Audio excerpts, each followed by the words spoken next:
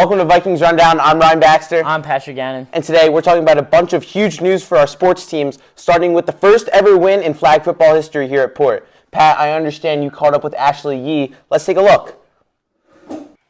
I'm Patrick Gannon here with Ashley Yee, starting quarterback of the girls flag football team here at Port. First win in school history yesterday. What does that mean to you?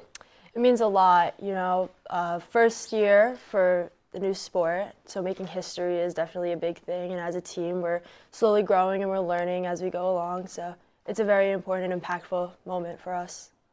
2 long rushing touchdowns for you yesterday, 40-plus yards on both, and a passing touchdown. What preparation at practice goes into that? Definitely a lot of our defensive and offensive drills with our scout D and our scout offense, but also our starting D-line and our starting offense. We put a lot of our effort into our drills where we pass with our plays that we learned from Proper and Barth, so that's a big movement for us, yeah. All right, thank you.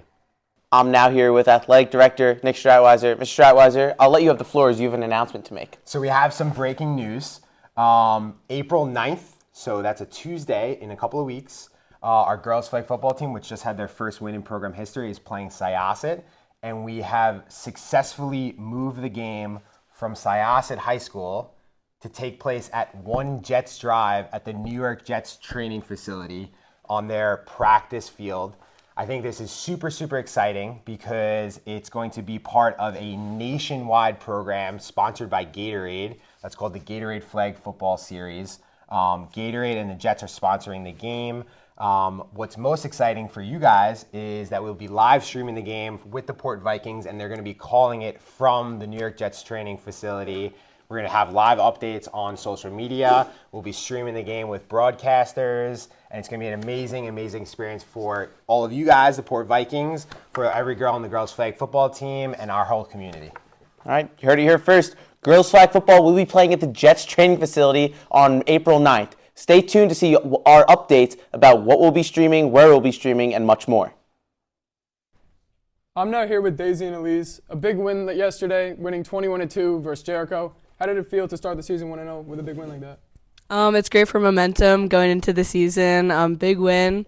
We're a senior-led team, so we had a good performance out there. Want to add anything? Yeah, I think it's very important for the momentum of the team to do really well. So it'll help us further our goals in the next few games coming up. Going into your next game, do you guys think you can put on a show like this again?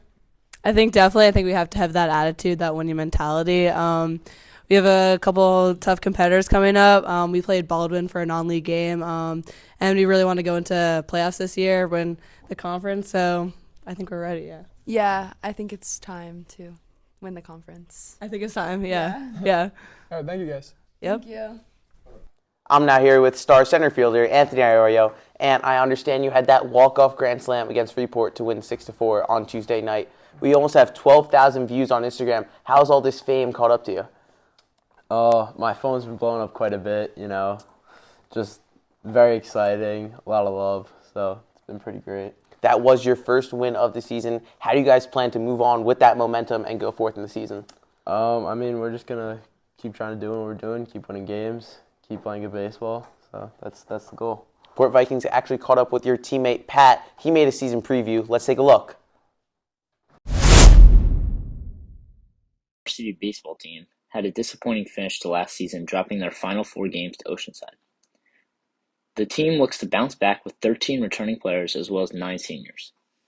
With the mixture of a dominant returning pitching staff consisting of Hunter Treneman, Jackson Garcia, Jeff Radinsky, Parker Workman, Jake Charlotte, Mike Solomon, and Koki Maizawa, a stout defense featuring Anthony Iorio in center and Jake Charlotte manning shortstop, this Vikings team will win a lot of low-scoring games. On Friday, March 22nd, the Vikings took on the Roslyn Bulldogs at Roslyn in a scrimmage. The Vikings got off to a hot start with the bats, scoring 6 runs and winning the scrimmage. In the next week, the team will play 3 games.